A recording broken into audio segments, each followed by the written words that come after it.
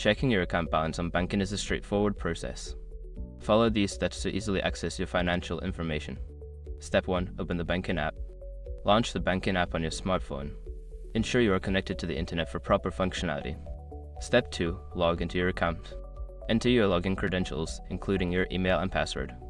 If you have forgotten your password, use the recovery option to reset it. Step 3. Navigate to the dashboard. Once logged in, you will be directed to your dashboard. This is where you can view an overview of your accounts and balances. Step 4. Select your bank account. Don't continue before doing this.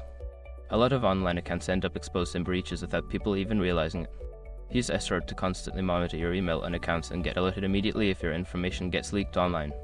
It scans billions of breached records 24/7 in the background. And honestly, for a few dollars a month, it's something everybody should probably have. Link in the description.